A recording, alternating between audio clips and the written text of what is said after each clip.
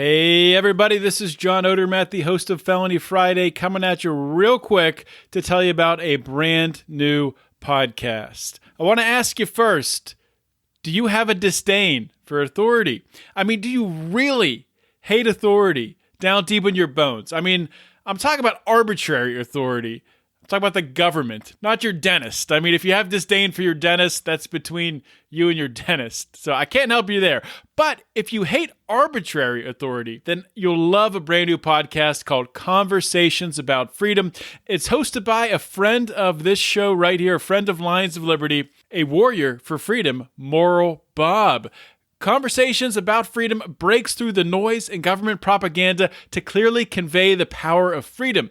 On Conversations About Freedom, Moral Bob uses fact, logic, and morality as his guiding principles to paint a picture as to what a truly voluntary society could look like. You can find Conversations About Freedom everywhere podcasts are found, and if you can't find it today, right now, rest easy. It will be available on your podcast app soon. It's a brand new podcast, so it takes time. Just be patient.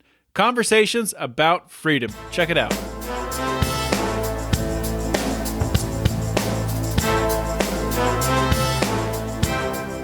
Welcome to Felony Friday, a presentation of the Lions of Liberty podcast. Here is your host, John Odermatt. Felons, friends, and freedom lovers, welcome back to another edition of Felony Friday, a weekly show right here on the Lions of Liberty podcast. So guys, if you enjoy this show, if you enjoy all three of our shows that we offer here every single week, they start each week with Mark Claire's Monday show, Brian McWilliams' Wednesday show called Electric Liberty Land, and of course today's show, Felony Friday, focusing on the criminal justice system. If you enjoy it, if you love them, please subscribe. Just grab that magical device out of your pocket where the podcasts come to automatically and you listen to them. Some people call it a cell phone. And go to the app you're listening to this very podcast on, pound that subscribe button so you don't miss a single episode.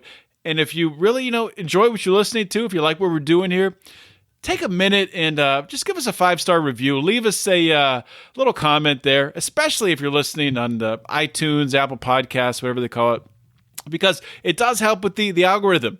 It gets us in front of more eyeballs and ears when when people search for libertarian podcasts on Apple Podcasts. I have a little bit of a different show lined up for you today. Last week, I traveled across the state of Pennsylvania from my home in Pittsburgh to Philadelphia to attend the Libertarian Pennsylvania convention in Philadelphia, PA. And it was awesome. I had a great time, met a lot of awesome people, and I spent some time sitting down with several Libertarian presidential candidates to talk specifically about criminal justice reform. And there were like 16 or 17 presidential candidates there in attendance. Way too many to talk to just with the schedule and everything going on. I ended up talking to several of them, and I got 3 to play for you guys today. We're going to hear from the very famous Vermin Supreme. Had a great sit down with him. I mean, he's an entertaining guy. He's a comedian, charismatic guy. A lot of people see that side of him. But in this interview, I love it because you get to hear a more serious, a more measured side from Vermin Supreme, which most people have no idea exists. So excited for you guys to hear that. Also talk to Sam Robb. Sam is a very intelligent guy, very articulate guy. He's from Pittsburgh, Pennsylvania. He's a libertarian, local libertarian from my area, and he's running for president. And I was excited to get to sit down with him, get to get his take on a lot of these very important criminal justice issues. And I also got to sit down with Kenny Blevins. Kenny is a really interesting guy. Made the trip from Oklahoma all the way to Philadelphia to bring his message of liberty. This is a guy a blue-collar guy, didn't see anybody who was stepping up to really meet his ideal for what a presidential candidate should be. So he decided to put his hat in the ring. And he's got some great ideas, and I got to speak with him too. Like I said, guys, this is a different format. These are going to be stacked one after the other. Vermin, Sam, and Kenny. I hope you enjoyed today's show. On this particular subject, because it just got dried, burned down fucking prisons, fucking let the people go. But yeah. And that is right there, Vermin Supreme. Self-introduction right there. Burn it all down. Burn it all down, man. Burn the prisons down. Let the people go. I know that a lot of people have concerns. What are we going to do with bad people? I'm not sure. We'll figure it out. If we have to take them out, that's what.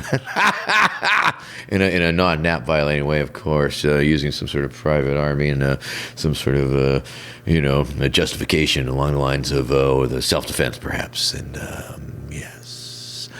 Anyway, hi, I'm Vermin Supreme. We seem to have started, and I didn't even notice that. So those are the best kinds of podcasts when you're just. Wait, did we start? Are we? Is this happening? Yes. Right No, we were just talking, yeah. and.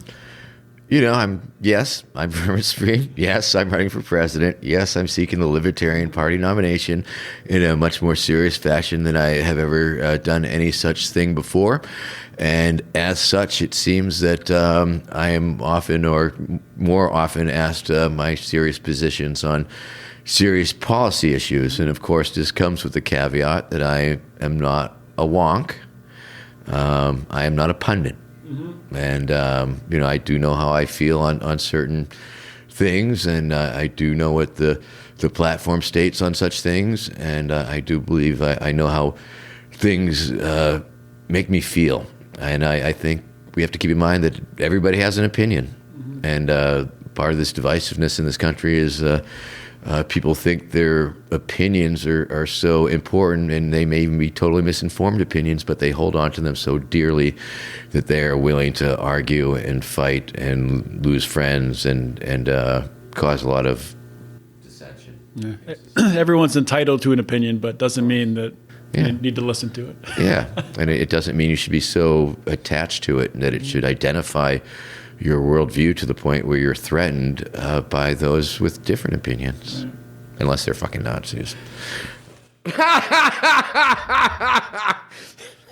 The Nazis right out the helicopter.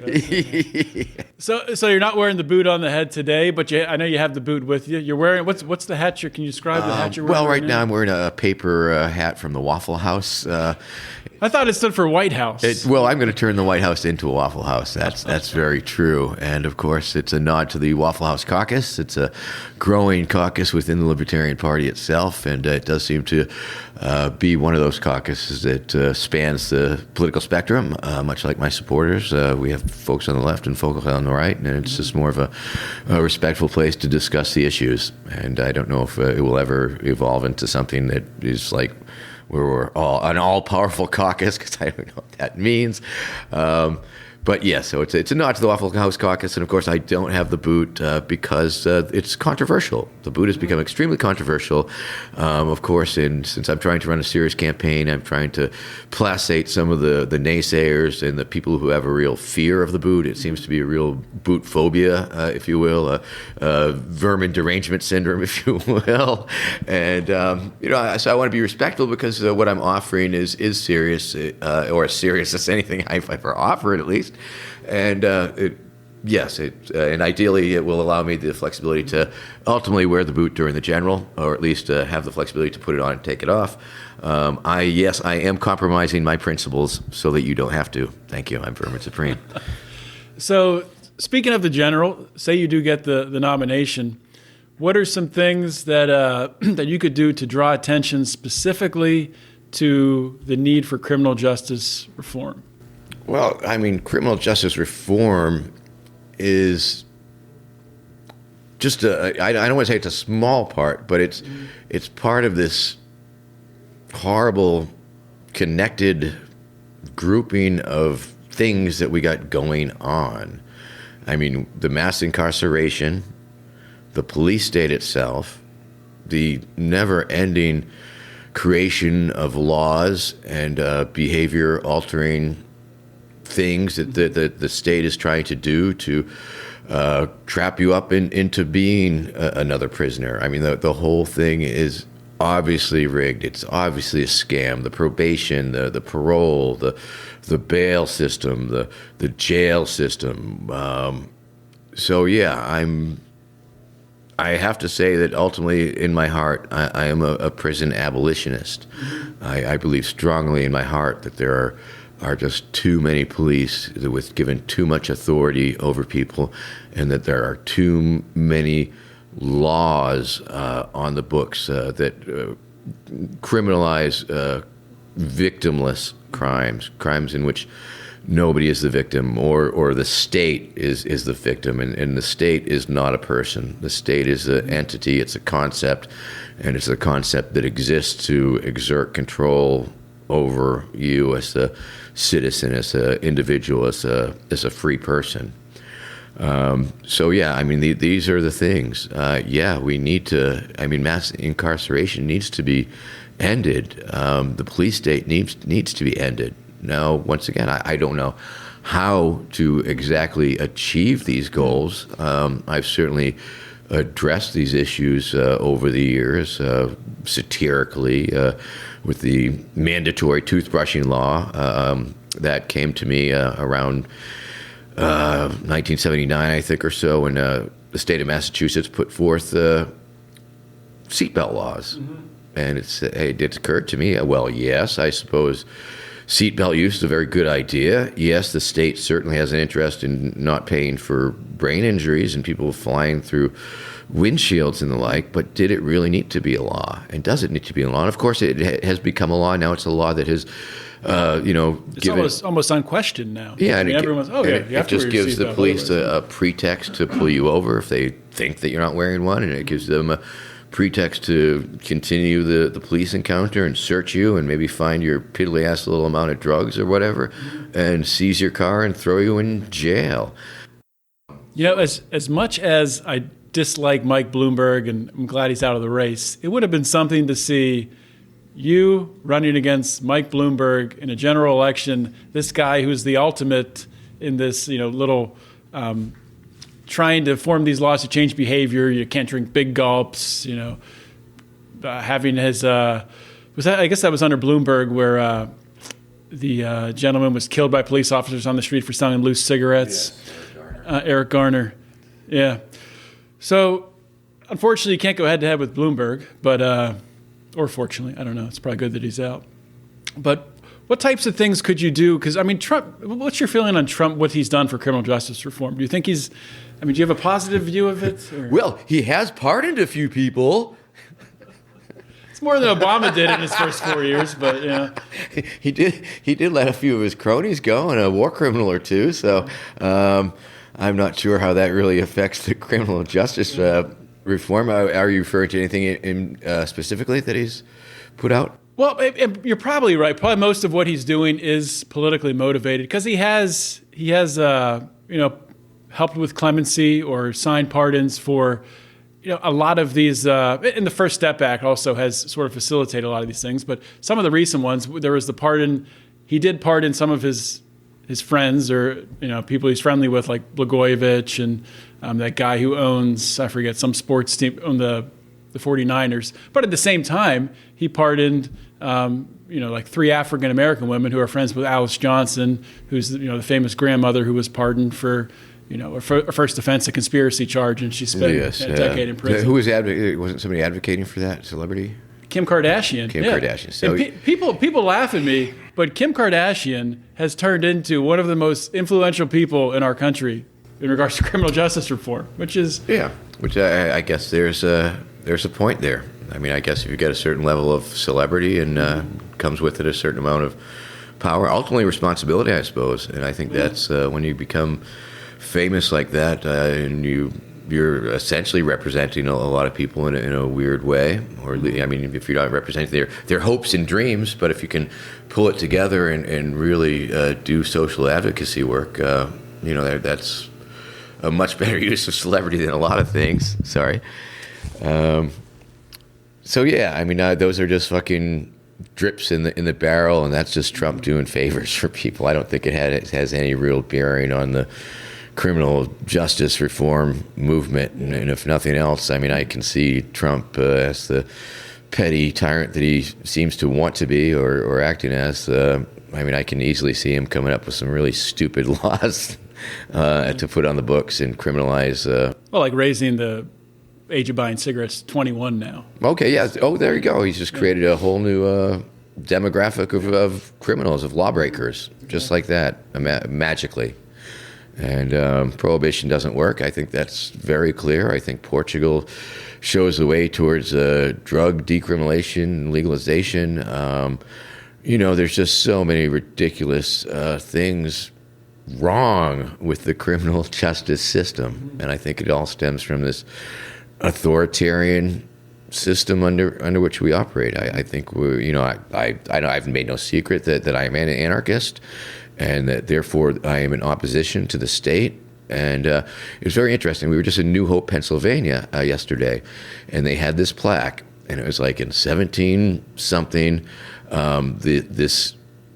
this area, because it was where these rivers cross, so it attracted this little town, and it was a plaque in front of town hall, and it said, the town became so big that we needed a town hall, and we needed to create a municipality to organize it, and shortly thereafter, in the same plaque, and this house and this building also housed the police and the jail, and so, at what point did this little town, this little village, decide that they needed to create a system to govern over itself, and that inevitably led to the need for police and jails? It was sort of like this eye-opening and stunning and just ironic timeline that was presented to us. It's sort of like a case study. Yes. Yeah, I mean, they created a municipality, and so they came up with some rules, and so then some people were violating the rules, so they needed to enforce the rules. So then they had to bring in the enforcers and create a system to do something with the lawbreakers. And, there are certainly horrible crimes and people who have horrible behavior, but I think that we can ideally, and once again, I'm a libertarian, I'm an anarchist, I'm a utopist. I believe that we're working towards this magical post-state society where everybody does respect one another, and there's no need for police because we're not committing crimes, because we're operating out of love and stuff like that. Not realistic at all. I understand that. But I do believe in the concept of restorative justice, alternative sentencing, giving people more concrete opportunities and options to make it right with the people that they have victimized. And I believe that the Libertarian platform actually talks in those terms about making it right for the person who's been victimized. And, I guess that's where I stand. Obviously, I'm a candidate, and, doing the shtick and making the jokes is always a lot of fun. But it seems in my new role, I am called upon to have a little more serious, just a little bit, a little more serious analysis we don't want too about much things. But I have to, bring it back down. And of course, yes, Vermin, you have a certain level of respect, and people look up to you and they want to hear what you have to say about these things. But it comes back down to, these are my opinions, they are my feelings. They don't have to be yours. And even if we disagree on them, we don't have to hate each other for it. But yeah, burn down the prisons, man. Let the people go. So along the lines, this is the last question, along the lines of being serious, this would be a serious question here. And it's controversial, maybe the most controversial question that I ask. And it's come up lately in the libertarian presidential debate circles or on Facebook or wherever. But one candidate has brought up another candidate's stance on age of consent laws. Where do you fall, or what would you say about age of consent laws? I would say it's troll bait. It's a troll baiting issue, essentially. And I think because the Libertarian Party platform clearly does have a plank that children have rights, and they have a right to make decisions that affect their own life. Sure, you can take anything and bring it to its absurd conclusion. And of course, that's what I've done as a political satirist. But I think what ultimately it does, the Libertarian Party platform states that we respect the right of parents to raise their children as they see fit, and it respects the right of children to be free from neglect and abuse. Can consent be given for some things and not other things? Can a child do we say, oh yeah, there should be no age of consent laws for cigarette smoking, for example? Ultimately, yes, if we're trying to decriminalize criminal behavior, sure. Should we sell heroin to 5-years-olds? There's these there's these ridiculous, absurd conclusions that people make. And I believe that most people involved in the party are very reasonable people, and they have extreme distaste for predators and people who exhibit predatory behaviors, especially towards children. Yes, we need to protect children from predatory behavior. We need to, pedophiles, are we going to kill them all? I don't know. How's that going to look in a post-state society? Are we going to banish them all? Are you covered under self-defense if you find some pedophile messing with your kids? I would think so. So I think when people talk about age of consent laws, I wish it was put in another way that didn't have this immediate connotation that we were somehow accepting of physical abuse of children or sexual abuse of children or predatory behavior towards children, because that is absolutely incorrect. I believe that when it is brought up by that one candidate, who I will not name, he seems to say that his concern is against the age differential. I think the most immediate concern is, yes, a 17-year-old is dating a 16-year-old, and that yes, they do have sex because that's what kids do, or a 15-year-old sends a booby pic to their slightly older boyfriend or something, and it becomes a huge criminal case, and the person is branded as a sex violator and has to register as a sex offender and all of those things. I believe those are the concerns that are real. Mm-hmm. Those are the concerns that are legitimate. And this idea that we somehow encourage or endorse predatory pedophilia couldn't be more wrong. Now, once again, do we respect the rights of individuals to make up their minds? Yes. Do kids... they say that the studies show, human brains aren't even fully developed to full capacity until, 25 or so. Yeah, for boys especially. It might be 30. But. And that's why, kids engage in risky behavior, and kids do stupid stuff. And... and once again, we have a lot of kids, thousands, tens of thousands, probably hundreds of thousands of kids in the system for, minor mistakes, shoplifting, possession of simple drugs or something like that. And that is truly a travesty and atrocious. That kids who have behavioral problems are because the schools can't handle them or something, becomes part of the criminal system. Yeah, well, the reason I wanted to ask that question is because I think it's something that candidates deserve, the ability to elaborate on it, rather than if you're up on a debate stage, you get asked the question, you have 30 seconds. Yeah, absolutely. So I think it's important to give everyone a chance to talk about it a little bit more. Absolutely. That gentleman, that gentleman we're referring to, at one point in a Michigan debate, he quipped something to the effect, we can, stop childhood sexual abuse, he was implying, by not having parents drive their children to their fucking 70-year-old boyfriends. And it was like, dude, that is so freaking clueless. I had to call him on that. That is not right. That's not the way things work. Sexual abuse happens in families, family, friends, and all that stuff.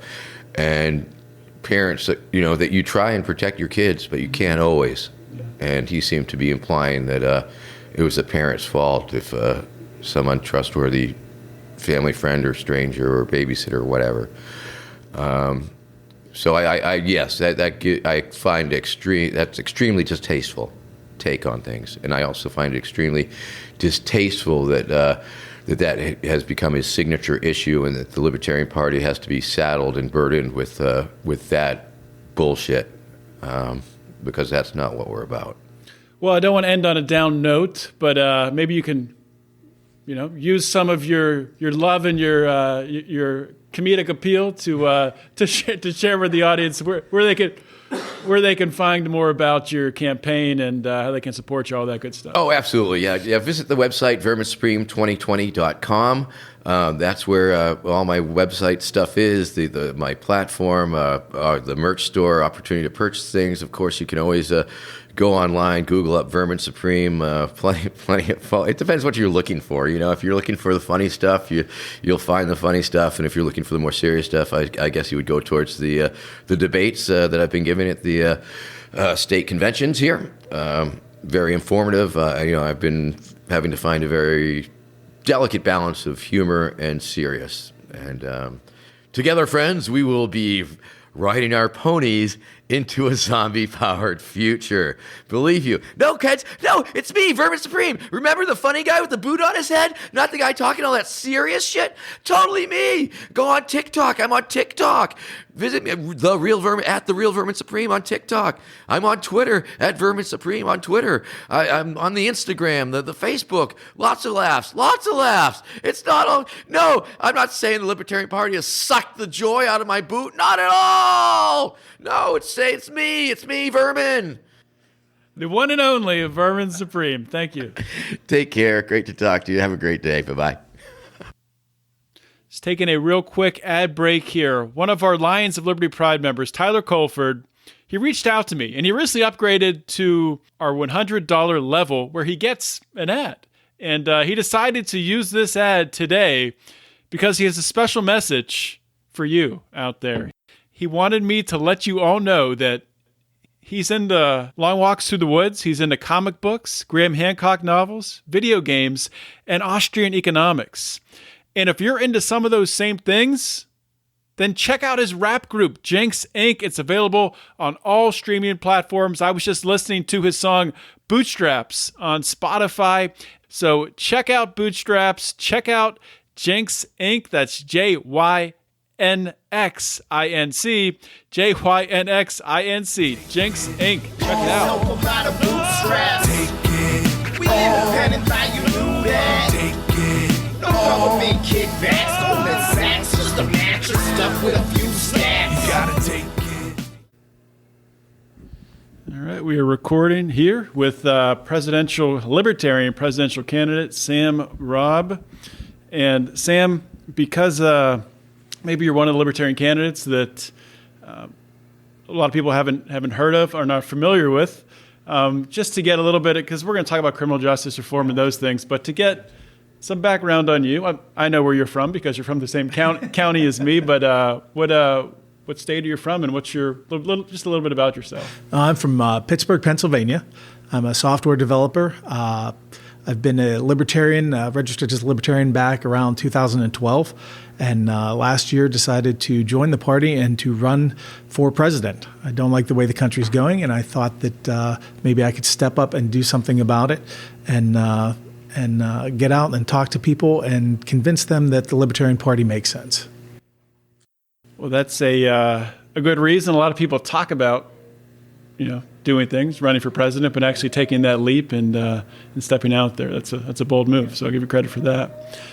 So to talk a little bit more about your past, so people can get a flavor of sort of where you come from, ideologically, your philosophy. What was your introduction? What brought you to libertarianism and ultimately to the LP? In all honesty, what brought me to libertarianism was L. Neil Smith, Robert Heinlein, F. Paul Wilson, reading a bunch of science fiction writers and thriller writers that are libertarians, and getting exposed to the ideology there, which was really kind of interesting because I only knew it as an ideology up through college and into my early 20s. I knew that there were libertarians out there, but I thought it was a philosophy, not a party. Mm-hmm. So finding out that there was a Libertarian Party, I was kind of like, oh, well, that's cool. But at that point, I'd grown up in a Democratic neighborhood. My dad is actually a Democratic council member in our hometown.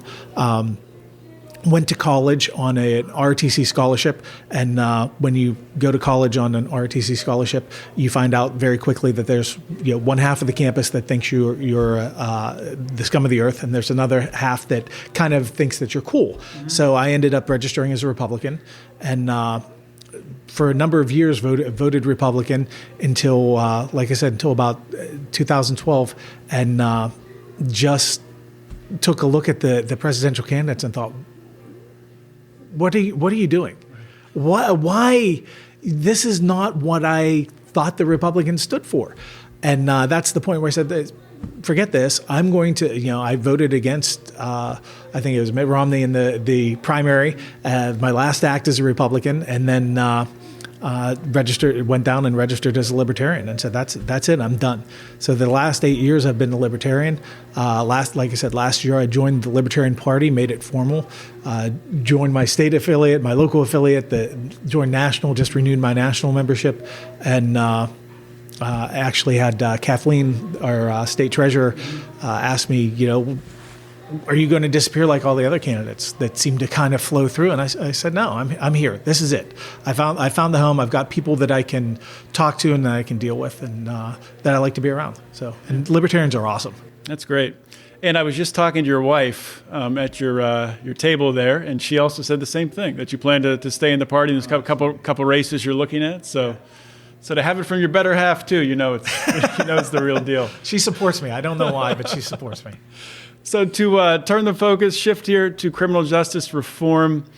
Really, the first question I want to ask you about that, when you think about the U.S. criminal justice system right now, as it is today, what is the first thought that comes to mind? What's the first thing that rises to the top? Oh, there's a couple of things, and I think it depends on. Really on the news cycle and what kind of bubbles up to the top. A big topic with criminal justice reform is victimless crimes, especially when you're talking about drug possession or prostitution. That's a big thing within the Libertarian Party. But I think that's kind of a in-house sort of, that's what people think of. When you talk about criminal justice reform, especially at large to people, one of the things that immediately comes up is the idea of racial disparities in sentencing, in arrests and convictions. And I think that's absolutely that's an absolute problem. I mean, it's very, very obvious when you start looking at the statistics. And I'm not saying that there's a intentional bias, but there does seem to be a systemic bias. Yeah.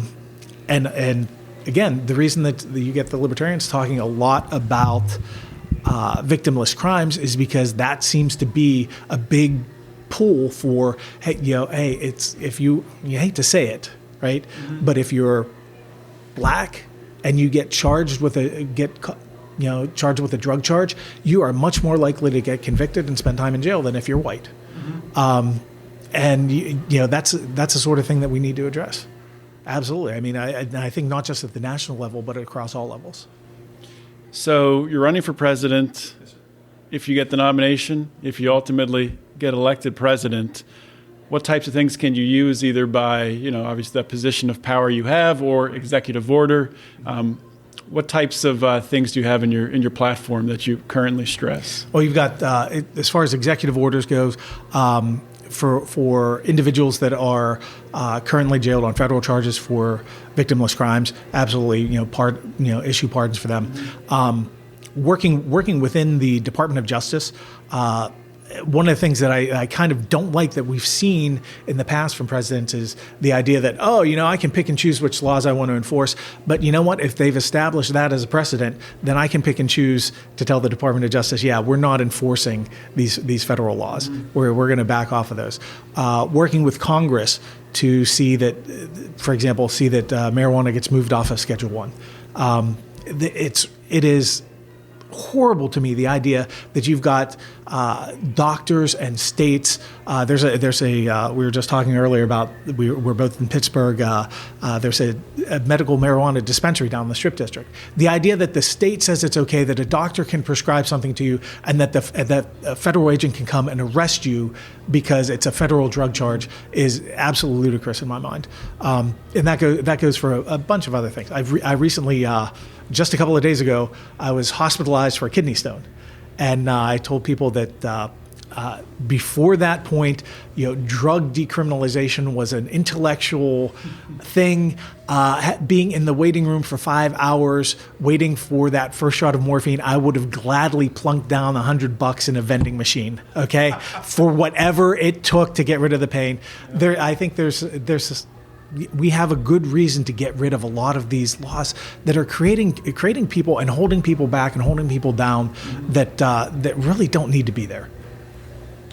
So if you get the nomination, I mean, that's a platform in and of itself. Yes. Without, ultimately winning the election, which would be amazing for a Libertarian to do that. But just getting that platform of the nomination, what types of things do you think you could do to really draw attention to the criminal justice system? Because really, I think the criminal justice system, that area, it's really the one area of policy, area of advocacy, where you have Democrats, Republicans, sane people like us in the middle, libertarians, who kind of all agree that, there's something really wrong here and it needs to be reformed. So what types of things can you do to maybe help to bring those two sides together to further push the ball? That's an interesting question, because it really is about bringing sides together. You have individuals. We'd say on the right, conservatives, that they do favor the rule of law, right? That's where they are. That's their important issue is disorder versus order and rule of law. But it's actually easy sometimes to talk to them, especially when you start talking about some of the really amazingly stupid laws that we have. Yes, I do favor that we should enforce laws, but that seems like a bad law. So that's one place to go on the right. On the left, talking about as I mentioned, the racial disparities, victims versus oppressors. That's always a way to get people involved in those conversations and get them seeing each other's point of view.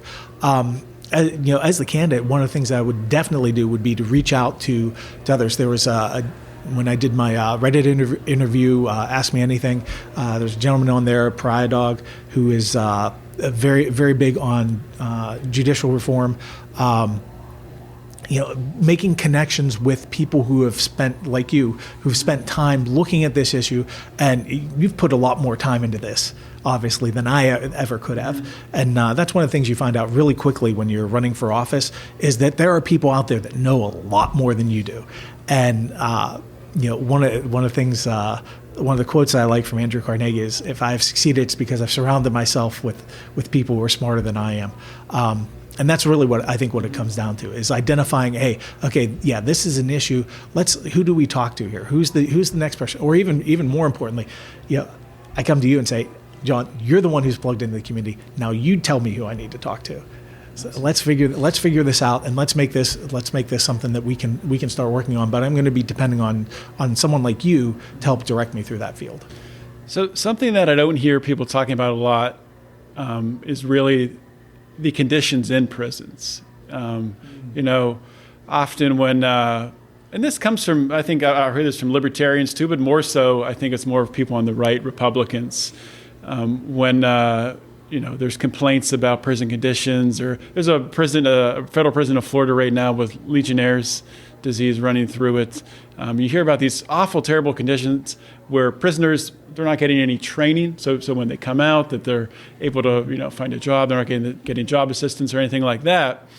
And a lot of people would say, who really are not, I don't want to say they support it, but I think the attitude of the majority is, you broke the law, whether you agree with it or not, you broke the law, you made a mistake, and you're in prison. That's part of the punishment.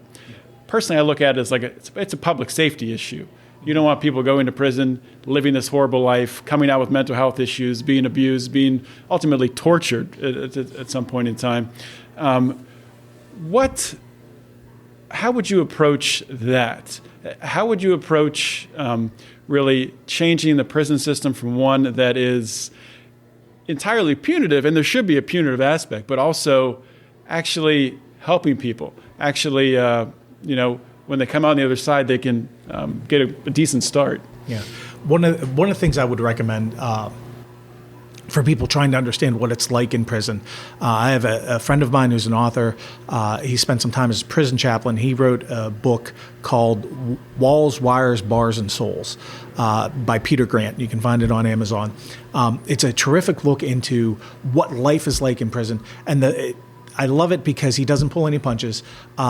He lays out there are people who need to be in prison, not to punish them, but to protect people from them. Mm-hmm. There are other people that end up there because they made a bad decision, or because they were with the wrong crowd, or they headed down the wrong road.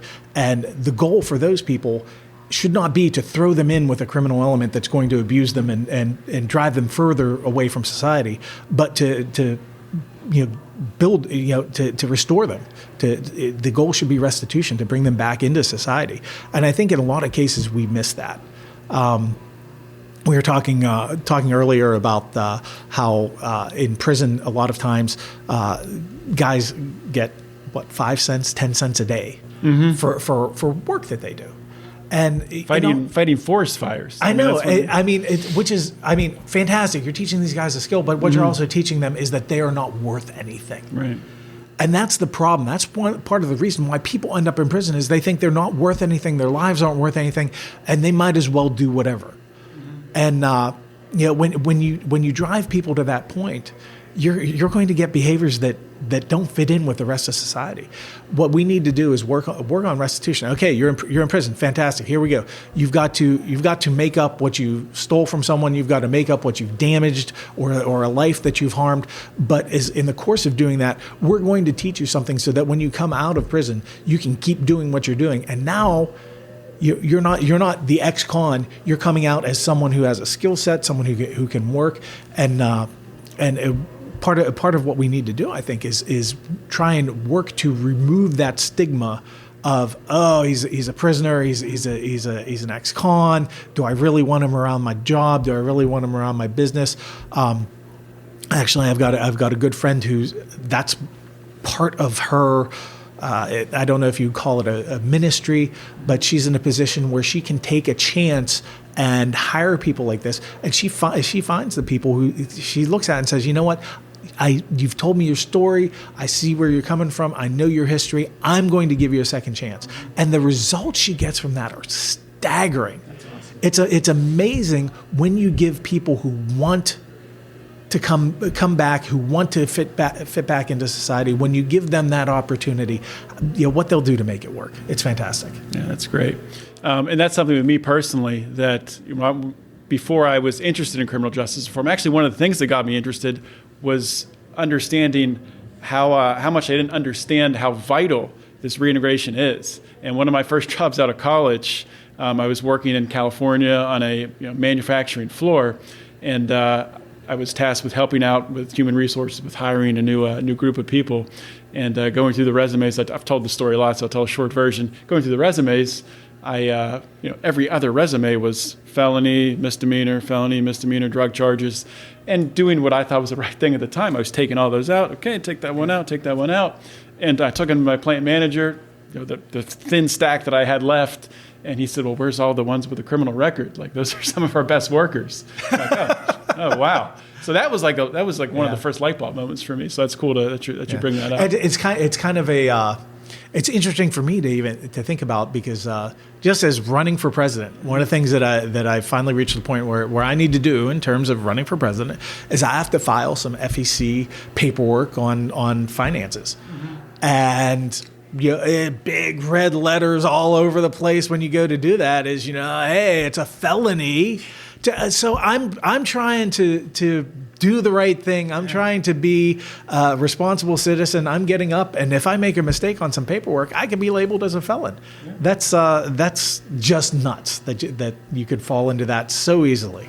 It's absolute craziness. But Sam, thanks for joining me. Before you go, can you plug your website and how people can learn more about your campaign, all that good stuff? You can find out more about me at samrobb2020.com. That's SAMROBB 2020.com, and I've got a list of all my issues up there, links for donations and volunteering, and I'd love to hear from you. You can find me on Facebook also at SamRobb2020, and hop on, send me an email, let me know what your questions are. I'd love to talk to people, and I'd love to explain the libertarian view on things. All right, Sam, thank you. Thank you, sir.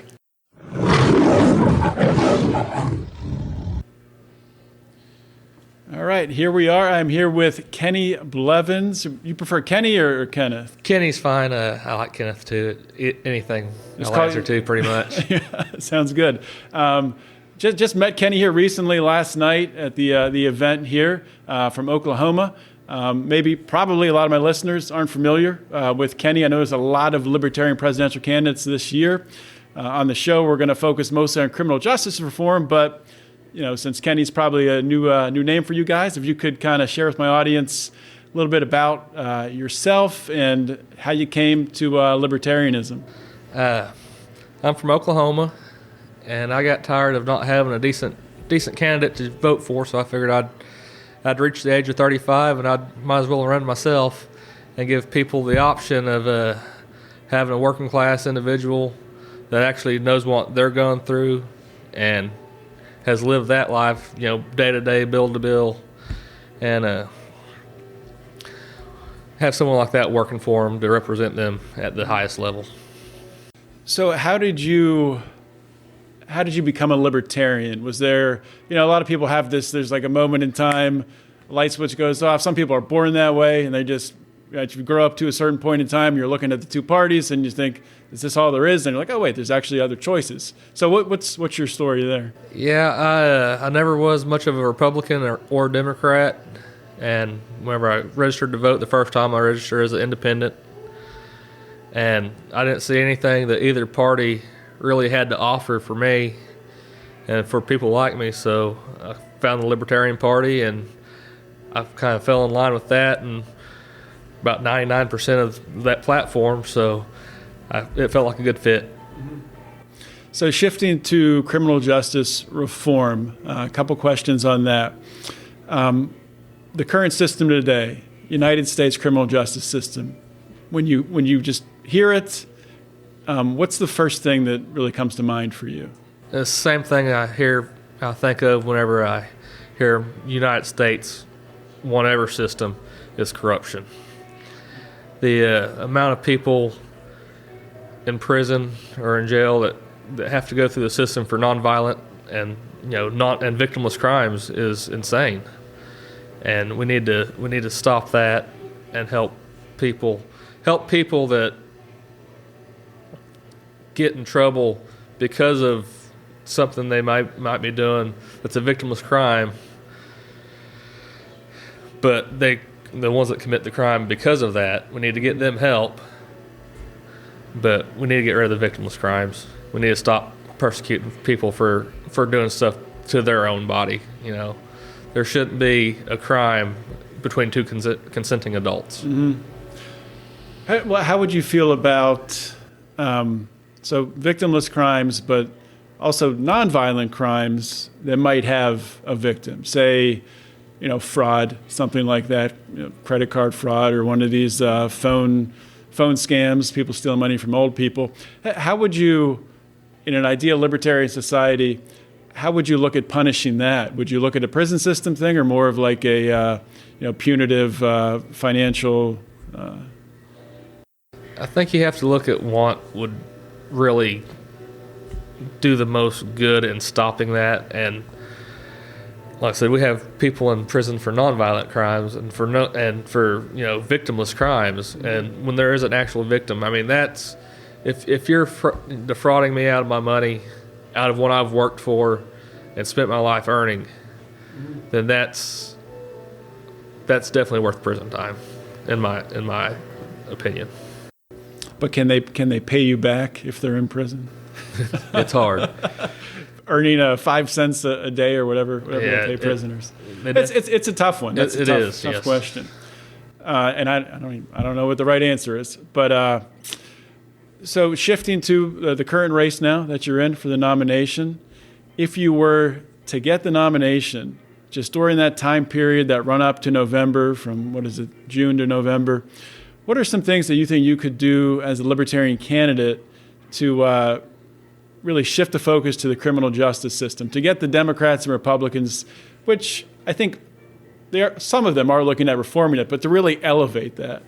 Yeah, my idea on the justice system is, justice is supposed to be blind, and it's not.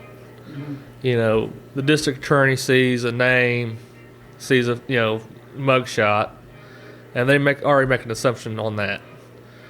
Even at the highest level, whenever we had charges brought against the Secretary of State, it was, everybody knew what it was. We need a system where it's just, an ID number or a case number, where it has, the case number, the charges, the facts of the case, and what evidence they have. And if it can go through there, then that's what, it needs to be maybe looked at, go to trial or go to a case. But, if you can look and see, either sex, color of skin, wealth, privilege, whatever it is, that needs to be taken out of the justice system. I think a case number system where it's just the case, the evidence, that's the best way to do it. So the jury then would look. They wouldn't see the defendant then. If there's video evidence or photographic evidence that might tie into the case, then that would be able to be presented. But you could do some kind of a screen between them and the defendant. You can have the electronic, have their face and their voice changed to keep anonymity. But until it comes right down to it, then I think justice needs to be blind. Yeah. So I guess you would be against the facial recognition technology. Oh, you mean for the Fourth Amendment? Yeah. I'm a pro Fourth Amendment. Yeah. That's good. So take it one step farther than that. Say you get the nomination, and then you win in November, throwing the country into just libertarian chaos. It'd be amazing. What are some things that you could do with that office, either using executive orders or advocating for changing laws? What would be your priorities? My priorities is, like I said, fix the corruption. Congress, we've had people in Congress for 40, 50 years, and you have these demographics, you have these districts that are primarily Republican or Democrat, and once that candidate gets voted in, it's very hard for anyone from their own party to go against them, much less another party. And if we had a term limit system where we could actually make people engage and be involved in the voting process to actually get a turnover instead of stagnation in that pool. So stagnant water leads to nothing but disease and parasites, and that's what we have in Congress right now. We have a stagnant pool. If anything sits long enough, even water, it's going to start to stink. So, next question, and I'm going to try to ask this to all the candidates. I forgot to ask Sam, so I'll follow up with him maybe. But I know it's been going around recently. There's been one candidate who's called out another presidential candidate in the LP on age of consent laws. So what's your view when it comes to age of consent laws? Do you think there needs to be an age set by either a state or set by a federal government where there can be sexual consent? See, that's a really slippery slope there. It's a tough question. And that's a tough question. In my home state, I think the age of consent is 16. If you're 18, and then like I think there's like a 3-year difference until you hit 18. So like if you're 17 and 20, but we have to protect those that cannot protect themselves. But we also need to, like I said, limit victimless crimes. So it's really an individual basis on that kind of thing. Yeah. So, It's not an easy answer. There's not. Going back to the early 1900s, my great grandpa was in his 20s, and my great grandma was like 13, 14. But they got together and they had, it was kind of, I think, an arranged marriage, but they had 7 kids that, grew up to be great people during, my grandfather was born in 1935 in the heart of, right in the middle of the Great Depression.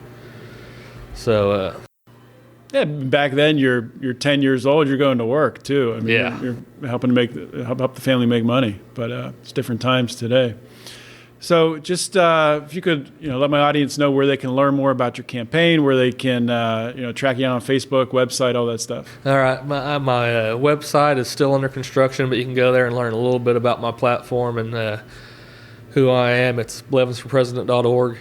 And then my Facebook page is Blevins for President 2020. And, guys, just come in, let me know what I can do to help you guys out, because that's why I'm here. I'm not running this race for me. I'm running it for the people, that I work with, the people that, that are in my community and that I know how they're living. So my first focus is on the working class people of this nation, and not on, the political influences that come from, either party or anything like that. All right, Kenny, thank you for your time. Thank you. Thank you for listening to today's show, another great episode of Felony Friday. As you know, Felony Friday is one of 3 shows we have here on the Lions of Liberty podcast. Of course, we kick off every single week with our Monday show hosted by Mark Claire. It's our longest running program, our flagship program, where Mark interviews leaders in the liberty movement. Every Wednesday, we have Electric Liberty Land hosted by Brian McWilliams. It's your weekly shot of culture, comedy, liberty, swearing, and just good fun. Check that out. You can get all 3 shows by subscribing for the great price of $0 per month. You get everything that we have here. So please check everything out. And if you like it all, please consider supporting what we're doing here at Lions of Liberty. A great way to do that is by joining the Lions of Liberty Pride. You can do that by going to patreon.com/Lions of Liberty. Another great way of doing that is by following, liking, sharing our stuff on Facebook, Instagram, or Twitter. You can find us on Facebook at facebook.com/Lions of Liberty. On Instagram and Twitter, we are at Lions of Liberty. And the discussion forum where all the greatest and brightest minds go to talk about politics, liberty, everything that's happening in the world today, current events, the Lions of Liberty Forum on Facebook, which you can find by typing Lions of Liberty Forum in the search bar at the top of Facebook, clicking search, comes up, say you want to join it, answer a question, bam, you're in, and the rest is just going to be a great journey for you. So check that out. That's all I have for today. This is John Odermatt signing off. Always remember to keep your head up and the fires of liberty burning.